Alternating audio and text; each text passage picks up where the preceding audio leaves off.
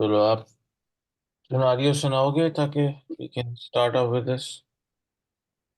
Sir scenario 1 minute, मुझे मिला नहीं है शायद। आपको दिया नहीं इमरान? सर मैंने रात को सिनेरियो भेज दिया था, मैं अभी दोबारा भेज देता हूँ। चलो चलो एक बार मिल जाए आपको, फिर पढ़ के आप सुना दो, फिर then we can start.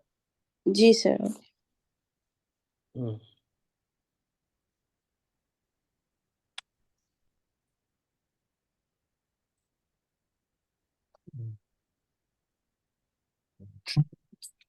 Sir मैंने ग्रुप में ही भेज दिया।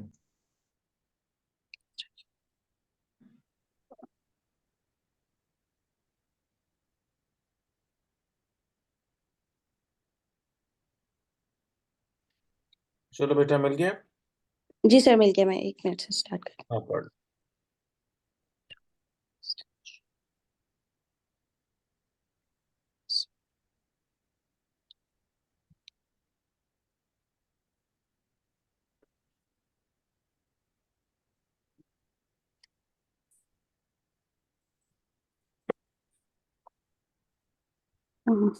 Okay sir, should I start sir? जी बेटा। Okay. Assalamu alaikum. I am Dr. Sana, one of the exam candidate. I have read through the instructions and ready for the structured discussion. I have been given a task in which there is a patient who is 34 years of age. She presented with the complaint of abdominal distension and lower abdominal pain for the past 3 months. So I have to do the management of this patient. For this, I will confirm the findings. After the introduction, I will confirm the findings given to me in the scenario. And then I will take the general biodata of the patient. As her age is 34 years of age, I will ask regarding the marital status of the patient, her education, and will ask regarding her parity. Then, and after asking the last menstrual period, I will come to the current complaint. As she has the complaint of abdominal distension and pain for 3 months, I will take the detail of it. Whether she suddenly noticed this change, and what are the current symptoms of my patient.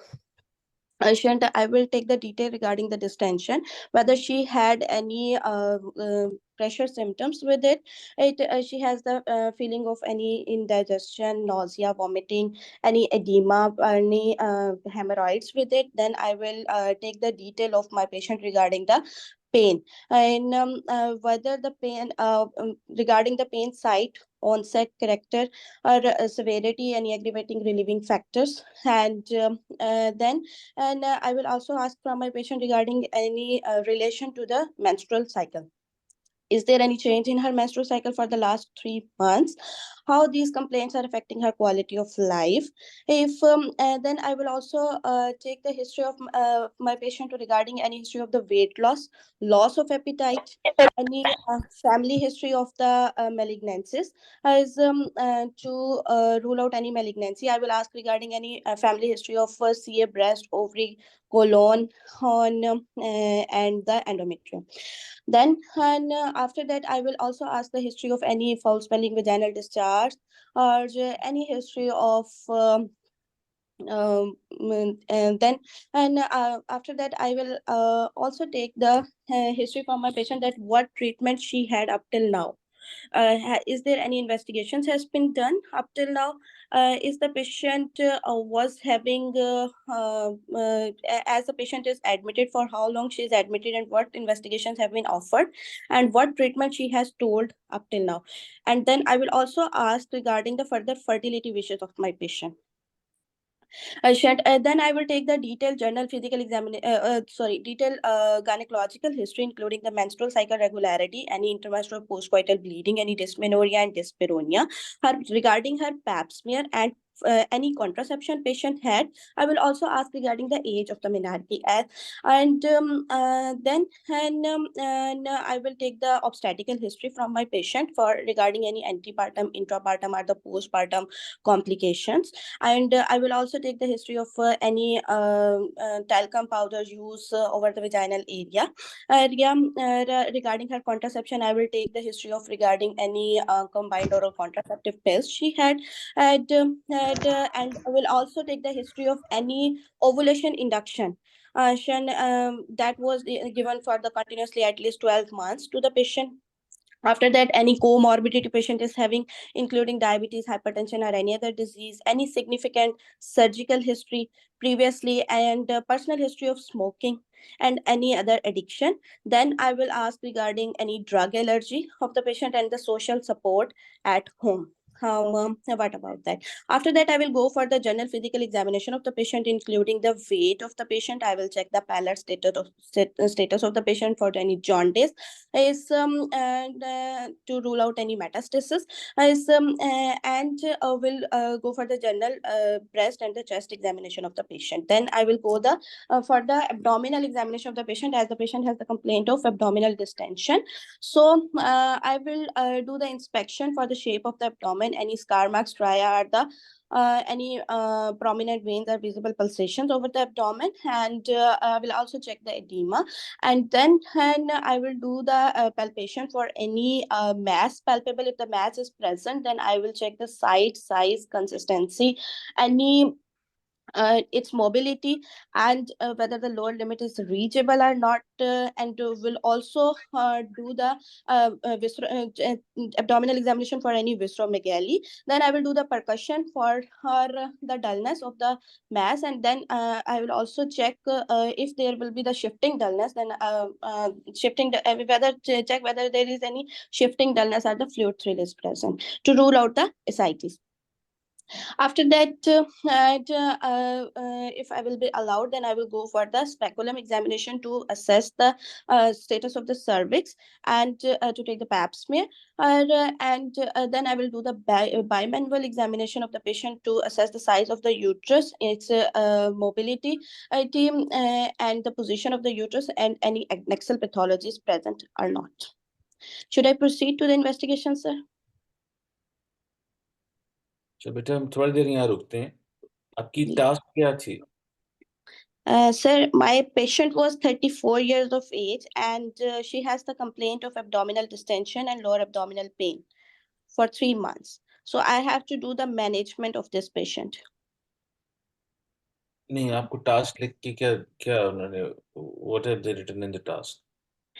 Sir, there was the written, I'm going to read the whole task. Instruction for the candidate. This is a structured discussion, task assessing patient safety, information gathering, communication with the patient and the relatives, applied clinical knowledge. You see a patient, Mrs. Sidra, wife of Mrs. Majid, 34 years old, with a complaint of abdominal distension and lower abdominal pain for the past 3 months.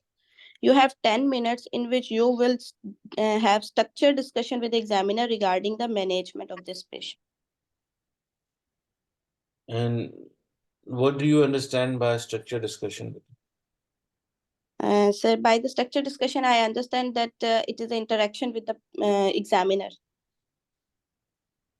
और पिछले आपने कोई 6.5 मिनटों में कितनी interaction की है मेरे साथ?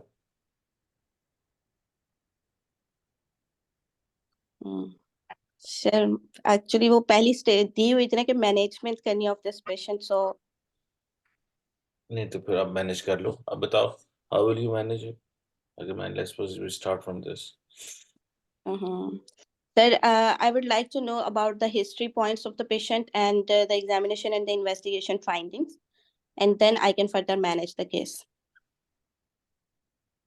Okay. accordingly. And what do you want to find out in history? Sir, as I already told that I would like to know about the distension, as she has a sudden distension. Whether then what about the pain of the patient? Its site, onset, character. Just Any की sudden start हुई। Rapid increase हुई last 3 months. Last 3 months में, and the abdominal distension is also rapidly increased. जी, yes. Is there any history of the weight loss of appetite? थोड़ा सा weight loss हुआ है, बहुत ज़्यादा नहीं. Okay. He's already lost about 10 kgs in 3 months. 10 kg lost. Okay, sir. And then, sir, I would like to know about any family history of the cancers, including CA, endometrium, breast, ovary, or colon. Her sister has an history of CA breast. बाकी कुछ नहीं. Okay, sir. Then I would like to know generally about the patient regarding any history of the weight changes in the weight, or as she has the weight loss. Weight So loss I के would साथ like to में know, yes, sir. Sir, I would like to know about the hirsutism or any changing of the voice the patient no, is feeling. Right. Okay, sir. Then I would like to know about any foul smelling vaginal discharge. no, Okay. Then any history of I would like to know about the general biodata of the patient. What is the educational status, and what about the she's occupation of graduating की हुई. graduation, and is there occupation? Five. Okay, sir. I would like to know about the parity of the patient and mode of delivery. Para 1+1. Previous one section. Previous one, cesarean section. And the baby is alive, healthy? Yes. Okay, sir. I would like to know about the patient regarding any history of treatment up till now she had. अब तो बेटा उसका सिर्फ ultrasound हुआ है जी sir. और CT scan हुआ है और बाकी कुछ टेस्ट हुआ है. Okay, sir. Then, sir, I would like to know about the patient's menstrual cycle. Is this regular cycle? हाँ जी, cycle has been regular. Okay. Any intermenstrual postcoital bleeding? No. What is the age of the menarche of the patient? 12 years. 12 years. And she has any history of the there's no discharge. Any history of the contraception in the form of COCPs or any other contraception? No. What about the pap smear? Never taken it. Okay. Any history of ovulation induction? No. For how long she is married? She's married for about 4 years. 4 years. Okay, sir. I would like to know any comorbidity patient is having, or any significant surgical No. history, personal history of smoking or any other addiction? No. Okay. Any drug allergy patient is having? Not that she know of. Okay. And what about the social support at home? It's fine. Okay. Sir, I would like to go for the examination of the patient, including the, I would like to know about the weight of the patient. BMI is 28. Okay. Sir, and any her vitals, blood pressure, No, pulse, normal. pallor. Is there any pallor or Slight, edema? slightly pale. Slightly pallor. Okay, sir. Jaundice. What about jaundice? No. No jaundice and no edema, right? Then, sir, I would like to know about the inspection of the abdomen and the findings of the palpation and the percussion of the abdomen for any visceromegaly and any mass. 16 week size, irregular margins, not mobile, slightly tender, hard in consistency, lower limit reachable, overlying skin is fine. Okay, sir. And what about ascites? There is ascites. Fluid thrill is present. Okay, sir. Is the bimanual findings are available and the speculum findings for the look of the cervix? Examination 16 week size. Sorry, sir. आवाज cut गई है. Patient tender and there's a 16 week size. Yes. Okay, sir. Thank you, sir. Sir, I would like to know about the baseline investigation, including the complete blood count of the patient. CBC is 9.5. 9.5. What about the indices MCV, MCH, and MCH with CBC with peripheral morphology? Hypochromic inside. Okay, sir. Sir, any serum ferritin report is available? No. Okay, sir. I would like to know about the blood sugar random levels. Are Normal. the fast normal? Any her viral marker serology, hepatitis B surface anti, hepatitis C virus, and कौन से हमारे markers चाहिए? hepatitis B surface antigen, anti hepatitis C virus antibodies, Negative. midstream urine analysis, Clear. clear. And what about the blood group of the patient? A positive. A positive. Sir, patient scan was given. Would you please tell me about the findings of the scan for the any endometrial or biometrial pathology and any adnexal pathology? What about the mass? It's Into 4 centimeter. Right sorry. adnexal complex. 8 into 4 centimeter. Right adnexal complex. Cyst. 6 into Mm-hmm. 5 centimeter. Left adnexal complex is uterus is normal in size. Endometrial thickness is 4 mm, and moderate ascites is present.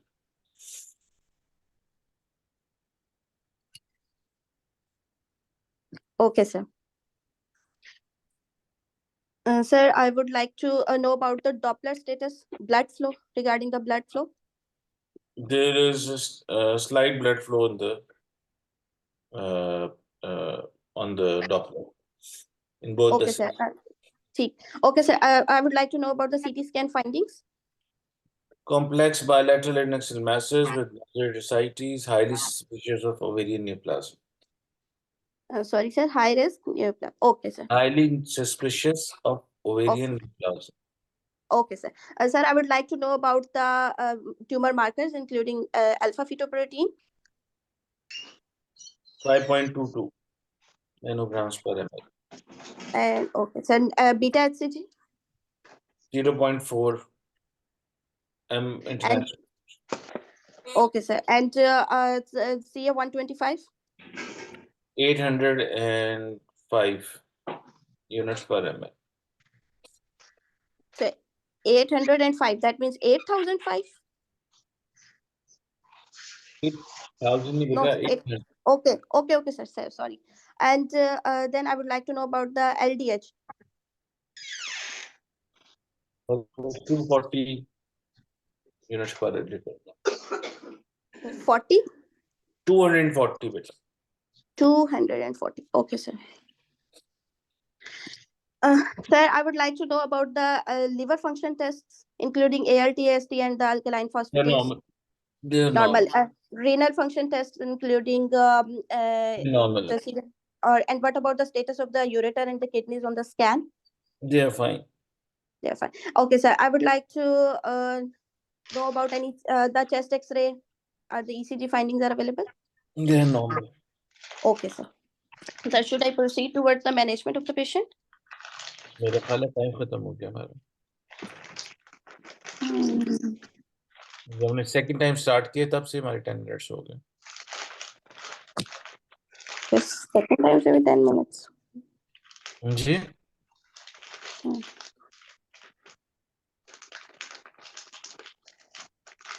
Yes, sir. पहली बात तो ये है बेटा, discussion और management आपकी तब तक नहीं होगी जब तक आपको उसकी सारी इंफॉर्मेशन पेशेंट की नहीं मिलेगी. आपने तो मुझे जो फर्स्ट ईयर का रेजिडेंट है उसने जो हिस्ट्री लेनी है, या सेकंड ईयर का रेजिडेंट है जिसने हिस्ट्री लेनी है, आपने तो मुझे सारे वो पॉइंट्स बता दी. आप तो एक कंसल्टेंट का इम्तिहान देने जा रहे हो, वहां जाके बैठ के जाके देना है, तो उसमें तो this will not work. Points आपके सारे ठीक थे, ये नहीं कि दे वर रॉन्ग, पर वो आप एक जनरल पेशेंट जनरल बात कर रहे थे. हम तो यहाँ पे एक स्पेसिफिक पेशेंट और स्पेसिफिक की बात कर रहे हैं. उस पर आपने क्या हिस्ट्री लेनी है, उससे क्या पूछना है और क्या इन्फॉर्मेशन लेने के बाद इन द एंड करना है. इसका एक main chunk of all this was of the management plan की जी आपकी इसमें अगर let's suppose if you plan to have a laparotomy, तो लेप्रोटमी के स्टेप्स क्या होंगे, या उससे पहले आप काउंसिल क्या करोगे और हमने क्या क्या तैयारी करनी है, which may which could be at this 32 years of age of patient. आप प्रिपरेशन के लिए करने के लिए you probably would be prepared to have a frozen section ताकि आप उसकी आगे लेके करो. अदरवाइज हमने क्या 2 steps में करनी है कि which means in the first one we you just do a cystectomy और oophorectomy and then second stage के अंदर फिर हम इसकी पूरी THPSO करेंगे। दूसरा इसका अगर ये आपका आया है अपना neoplasm, then you have to make sure कि उसकी स्टेजिंग करने के लिए मैक्सिमम के लिए अपने लिम्फ नोड्स इनलार्ज्ड हैं नहीं आए क्या हैं, और इवन उसमें सिर्फ पेल्विस का नहीं होगा, फिर आपका चेस्ट, अगर आप स्टेज 4 समझ रहे हैं उसके साथ चेस्ट और लिवर का भी क्लियरेंस साथ जानी चाहिए। फिर लास्ट में काउंसलिंग के बाद या आपने इसका जो लेप्रोटमी करनी है वो आप मिड लाइन से करोगे, आप पहले जो साइटीज है उसका फ्लूइड लोगे, लेने के बाद यू ट्राई कि हम इसको इंटैक्ट करके निकालें, कितना मैस निकालें क्या निकालें, दैट विल बी डिसाइडेड इंटरप्रेटिवली कि कितनी एडिशंस और क्या चीज होती है। This will probably will and into this kind of question, लेकिन हम तो अभी वो हिस्ट्री में हम बार बार कह कह के इसमें हर हर क्लास में ये कहते हैं, सारे ही कहते हैं कि you have to learn how to take this focus history in a focus time. That means कि अगर आपके पास एक पेशेंट आती है जो नॉर्मल मैथ्स के साथ आ रही है, उसके टिपिकली आपको you need to figure it out कि अगर आप कैंसर के लिए या प्रेगनेंसी सस्पेक्ट कर रहे हो तो उसके कितने सवाल पूछोगे, क्या क्या पूछोगे, how will you proceed. Ni dia masak pikir apa dia? Itu mungkin kalau dokter panggil dia. Imran को प्लीज कर दो भाई। Jadi ya sama. Coba kasih sikit tempat dulu.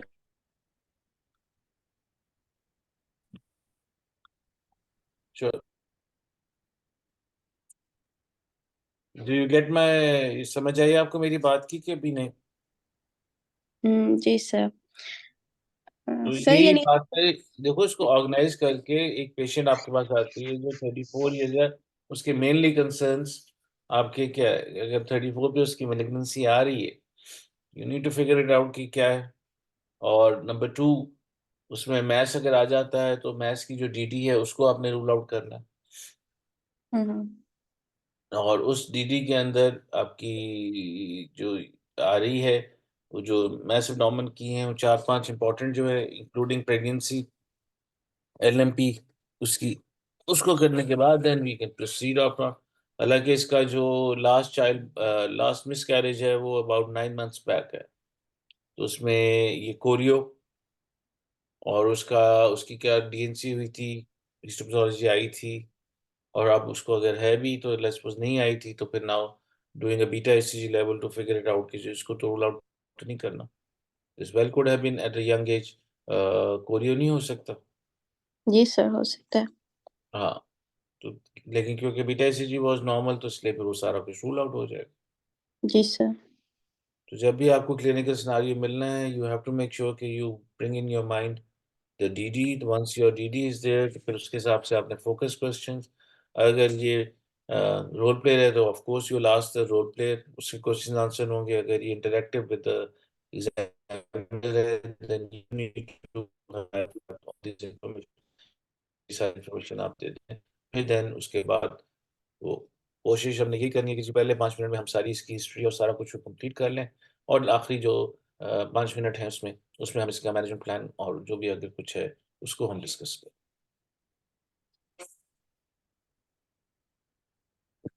Okay sir. इसमें कोई कंफ्यूजन है, कुछ और आप पूछना चाहते हो तो बताओ।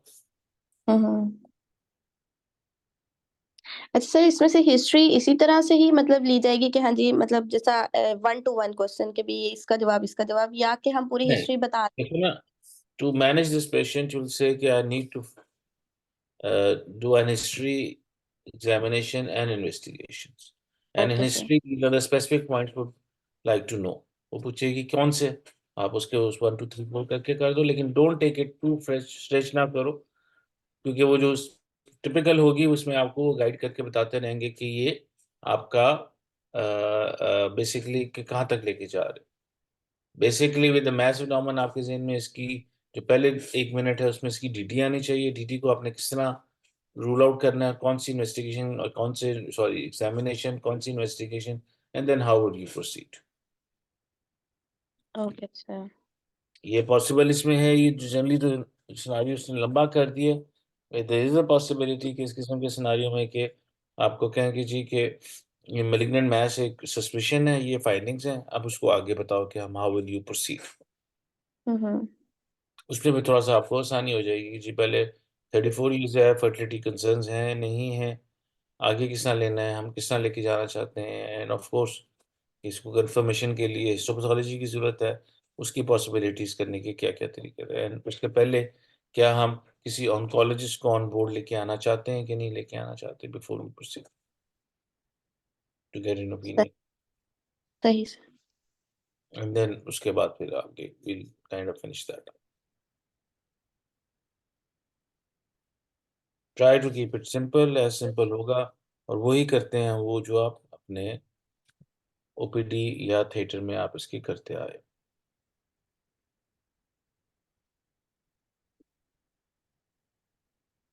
कुछ और आपने से सवाल पूछना हो तो बताओ। सर अब जिस तरह ये पेशेंट para 1+1 है, definitely she has the fertility concerns और इसका CA 125 रेज दिया। हम्म। और based on this, it is most likely the suspicion of having ये it's Malignant. malignancy. So, sir, for this, whether the staging laparotomy will be done for total abdominal hysterectomy, bilateral हाँ, salpingo-oophorectomy? देखो ये discussion, यही discussion आपने Yes, please. से करनी है। ये हमारा इसमें सस्पेंशन इतना है, और इसका अगर आप RMI निकालोगे तो वो कहाँ चला जाएगा, which will come into probably into high 1,000. Risk with, Yes. हाँ था, ठीक। जब वो हाई में आ जाता है, सस्पेशन में आ जाता है, then you need to sit down with this patient, जिसमें बस ऑप्शंस जो आ जाती हैं। नंबर वन ऑप्शन जो है वो, अगर हमें इंट्रा ऑपरेटिव, क्योंकि आप उसे कहोगे जी कुछ फाइंडिंग्स अल्ट्रासाउंड और इसमें पता चली हमें, कुछ हमें इंट्रा Yes. ऑपरेटिव चलेंगी। Intra operatively we have two options. अगर हमें सस्पिशन ऑफ ग्रॉसली मेलिग्नेंसी नजर आती है, फिर तो हम उसका डायरेक्टली THBSO कर सकते हैं विद प्रायर कंसेंट। नहीं है तो Okay. फिर then of course we move on to the frozen section, उसका वो करें। उसको पहले में हम इसकी जितनी बायोप्सी लेनी है, या हो सकता है कि हम एक साइड की सिर्फ सल्फिंगोफ्लेक्टमी इंटैक्ट करके निकाल के उसको भिजवा दें। उसमें अगर मेलिग्नेंसी आएगी तो नेक्स्ट स्टेप में आफ्टर 10 डेज फिर हम कंप्लीट क्लियरेंस करेंगे। पर अगर वो कहती है कि जी I would like to have in one attempt, फिर हम प्रेफरली फुल सेक्शन, अगर फुल सेक्शन की फैसिलिटी नहीं अवेलेबल, फिर देन वो से कि जी कि फिर हम अपना ग्रॉसली देख के आइडिया लगा के, देर इज अ पॉसिबिलिटी कि हम उसको मेलिग्नेंसी सिस्टम के THBSO कर दें, लेकिन it might less such chances, but it might come out to be benign. Mm-hmm. तो यही सारी बातें से डिस्कस करके then whatever she decides then you can proceed. Okay, sir. ठीक है ना? सर जो 2 स्टेप प्रोसीजर बताया उसमें फर्स्ट स्टेप में जैसा she is having bilateral complex हाँ, मैसेज, बायलेटरल सल्पिंजोफरेक्टमी करेंगे पहले हम? नहीं बेटा, बायलैटरल नहीं करेंगे। अगर बायलैटरल कर दी, सब जो फिट में कर दी, फिर तो आप यूट्रस में निकाल दो। फिर देन जी what is sir. The point of living the uterus behind? Okay उसमें सर, देन बेसिकली पहला objective is to get a section. Yes. अगर आप यूनिट. बायलैटरल नहीं निकाल दोगे तो फिर साथ स्टेट कर दो, what is the point of leaving the uterus inside? Okay sir. हाँ, सर इस केस में तो सीटी उसके लिए गार्ड पहले वाले बायोप्सी स्टेप में कर हमारी सकते हैं? सर सीटी गार्ड बायोप्सी कर सकते बायोप्सी और व्हाट, हैं ऑफ द मैस बायलेटरल है सर तो मेरा अपना देखो, आप CT का IT अगर मैथ्स की करके और वो है, तो वहां पे लीक हो जाएगा। फिर अगर आपने वो ही करना है तो देन आई वुड स्ट्रांगली, फिर आप की आई हुई है उसकी साइटोलॉजी के लिए आप उसको लेके you can confirm that with doing the cells. so अगर लेकिन I don't think so. sir if malignant cells are positive in the acyclic fluid cytology आपकी आवाज नहीं आ रही मुझे बेटा, पीछे शोर बहुत आ रहा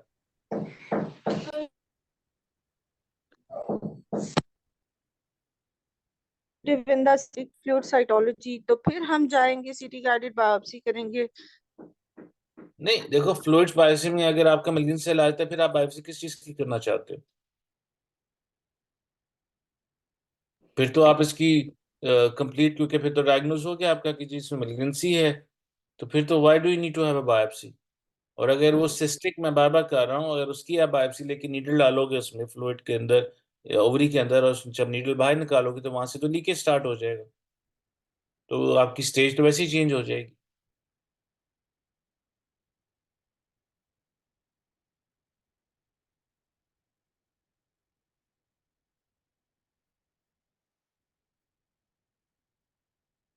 अ, आवाज आ रही है आपको बेटा? क्योंकि no, I can't hear anybody. जी जी सर, आ रही। ठीक। तो I don't think so CT guided biopsy मैंने कितनी पढ़ी है या कितनी दफा कराई है, I am not very keen. लेकिन उसमें अगर कराना ही है साइटोलॉजी, तो आई थिंक साइटो ना, ये इसकी जो एसाइटिस है इसकी हो सकती है बड़े आराम से, and that can be done too, अगर आपने पहले प्रायरली डायग्नोज करके उसके हिसाब से चलना।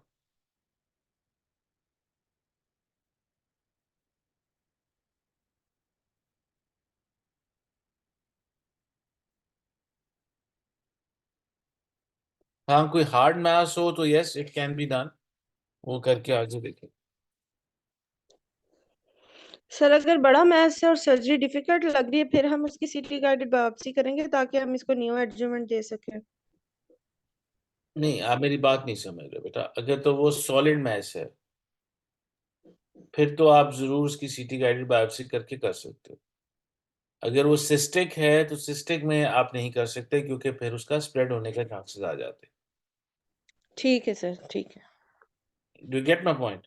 हमारा तो यस सर। ऑब्जेक्टिव जब उनको इंटैक्ट निकालने का जो उसका है वो क्या होता है, ठीक वो है सर। यही है कि हाँ। वो मेलिग्नेंसी जो है उसकी स्टेज चेंज ना हो जाए। सही। पर ये वाला जो पेशेंट था, ये डाला हुआ था, जिसमें लिवर के ऊपर भी उसके मैक्स और बाकी सारे उसके भी ऊपर। तो जो स्टेज 4 का इस तरह आ जाता है, तो फिर उसमें फिर आप प्लान करके साइटो रिडक्शन के पॉइंट ऑफ व्यू से जाते हो, and discuss with the oncologist कि जी हमने क्या पहले, आप उसको अगर भिजवाओगे कि जी कि हमारी इसकी कीमोथेरेपी कर दें इसको रिड्यूस करने के लिए, लेकिन दे विल ऑलवेज से कि पहले मुझे टाइप ऑफ ट्यूमर पता चलेगा तो मैं इसकी कीमो कर सकता हूँ, क्योंकि हर वेरिएंट ट्यूमर की तो फर्क चीज़ है। तो उसके लिए फिर आपको बायोप्सी चाहिए होती है, बायोप्सी, या फिर आप उसको साइटो रिडक्शन के लिए ऑपरेट करने अंदर चाहते हो।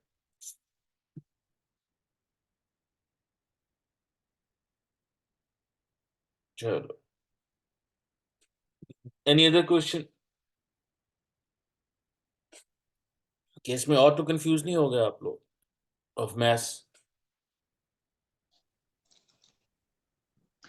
सर एग्जाम सिनेरियो था, उसमें ना स्टेज 4 दिया हुआ था, ओवेरियंस ये स्टेज 4। तो सर उसकी मैनेजमेंट पूछी हुई थी, उसमें ना प्लूरल एफ्यूजन और ये पॉजिटिव थी, और मैस का साइज भी बहुत ह्यूज था ना। तो हम्म। उसमें हमने मतलब मुझसे शायद ये मिस्टेक हो कि मैंने उसमें बायोप्सी ली नहीं थी। और उसमें तो हम बायोप्सी लेके ही पहले उसकी कीमो करेंगे, उसके बाद हम साइटो रिडक्टिव करेंगे। नहीं, बायोप्सी आप किस चीज की लोगे बेटा? You want to do the biopsy of the mass, you want to do sir the um fluid, fluid निकालोगे कि साइटिस निकालोगे? सर मैस की बायोप्सी और साथ में एसेटिक फ्लूइड भी अगर हम निकाल लें। देखो, ये डिस्कशन जो है प्रॉब्ली आप जब वो मल्टी डिसिप्लिनरी टीम है ऑन्कोलॉजी से मिलके जाके डिस्कस करते हो, लेकिन डू रिमेम्बर दैट कि ऑन्कोलॉजी में भी वो कहते हैं कि जितना मैस का साइज रिड्यूस हो जाएगा उतनी उसकी ट्रीटमेंट प्लान या उसकी डोजेज ऑफ कीमोथेरेपी या रेडियोथेरेपी अगर जरूरत है तो वो कम से कम होती जाती। तो जी। अगर तो सिर्फ आपने उसकी फ्लूइड की भिजवानी है टू सीक मेलिग्नेंट सेल्स, वो एक कहानी फर्क हो जाती है, otherwise then you do, and then of course ऐसे पेशेंट्स में आप यू जरूर काउंसिल कर देते हो कि हम इसको ओपन एंड क्लोज भी हो सकता है।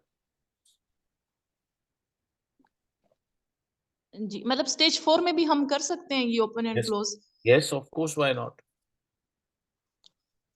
मेरा तो अपना अंदाजा है, मैंने जितना पढ़ा है उसमें पहला स्टेप जो है वो सर्जरी है, और सेकंड फिर उसके बाद followed by chemo and then maybe resurgery अगर करने की जरूरत है। लेकिन ठीक है ऑन्कोलॉजिस्ट कभी सर। भी विदाउट बायोप्सी कीमो नहीं करेगा empirically. They need to have type of tumor before they grading and type of tumor ताकि before they can start. Sir अगर ओमेंटल केकिंग है तो हम ओमेंटम के पार्ट से बायोप्सी ले सकते हैं? Yes. Yes, वो ले सकते हैं। You can do that.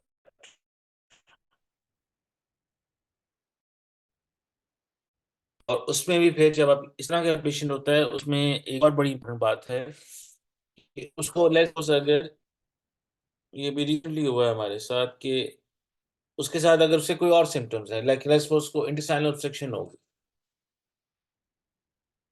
और ये सारा कुछ हो गया साथ, अगर तो उससे इंटेस्टाइनल ऑब्स्ट्रक्शन नहीं है, कोई एक्यूट चीज नहीं है, फिर आप इसकी बेशक मोमेंटम की बायोप्सी सीटी गाइडेड करा लो, साइटिस फ्लूइड ले लो और उसको देख के उसकी जब रिपोर्ट आएगी then you can proceed.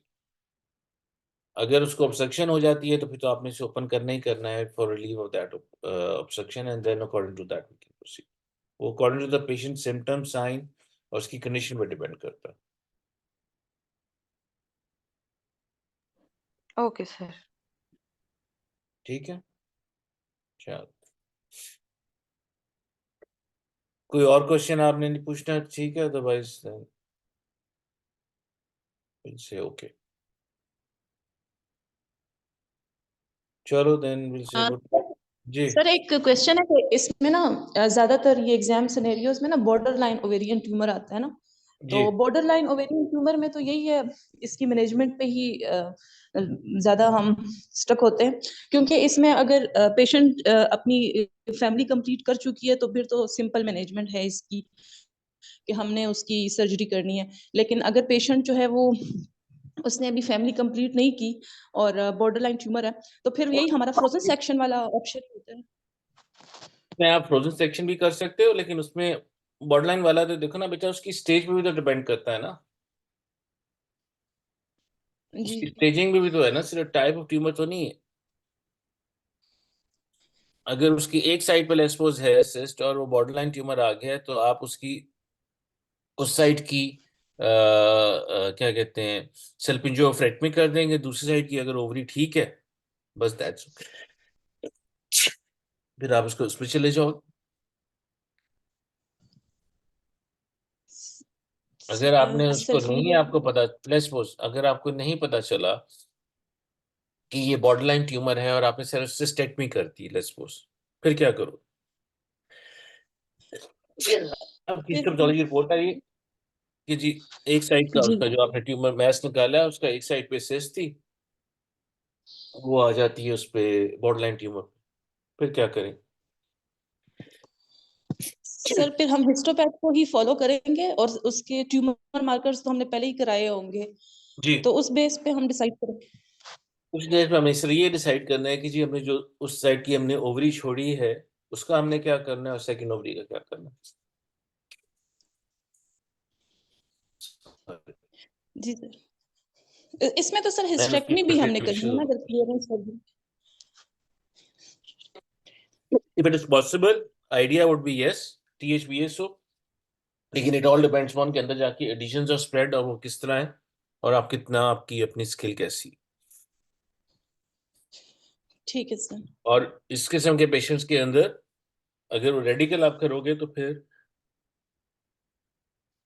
I am sorry, उसके बाद रेडिकल करोगे तो before you start of the idea of doing a colostomy and everything should be discussed with the patient as well, possibility ठीक है sir. Bladder injury and colostomy दोनों, वो आपने उनसे जरूर कर, क्योंकि ये फिर स्टेज 4 की डिजीज आप उस पर जा रहे ठीक है सर। हो। सर 40 इयर्स में क्या करेंगे अगर उसको फर्टिलिटी डिजायर तो नहीं है और 40 इयर्स भी हो गई है, लेकिन उसका आरएमआर जो है 200 से कम है, लेकिन हमें दो फीचर्स मैलिग्नेंट मिल रहे हैं एम रूल वाले, या तो एसाइटिस है या तो सेप्टेशंस हैं, तो उस केस में हम क्या करेंगे? उस पर आप स्टेजिंग लेपार्टमी करके THPSO, मेंटम बायोप्सी, या इवन जो है ये इंफ्राकॉलिक क्या कहते हैं मेटेक्टमी।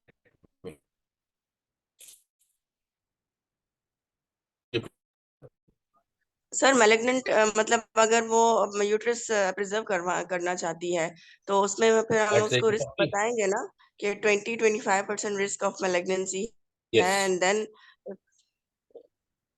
I would not at the age of 40 would like to leave the uterus inside unless कि patient को पता हो सारी बातें, and then they will decide कि yes, but that would not be my first choice. Okay sir, thank you. Okay.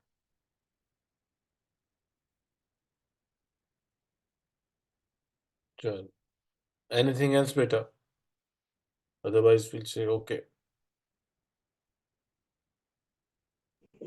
Sir अगर stage 4 है उसको न्यू एडजुवेंट 6 साइकिल्स हमने जी उसको बेटा। दे, उसके बाद उसका ट्यूमर मास रिड्यूस तो हो गया लेकिन है, फिर हम उसकी सर्जरी करेंगे तो उसके बाद दोबारा उसको कीमोथेरेपी देंगे?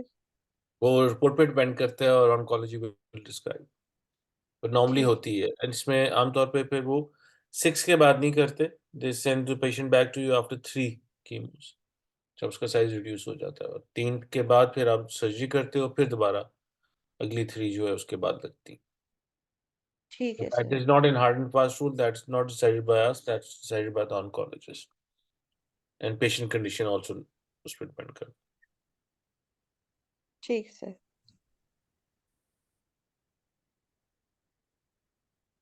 सर साइटिक फ्लूइड की साइटोलॉजी हम किस कंडीशन में लेते हैं? है। किस कंडीशन में भेजते हैं? नहीं मतलब जिस तरह इस केस में है, जब हमें सीयर डॉपलर पे भी फ्लो मिल रहे हैं, स्कैन सीटी के ऊपर भी मेलिग्नेंट वाले फीचर मिल रहे हैं, हाँ तो फिर हम साइटिक फ्लूइड की साइटोलॉजी लेंगे?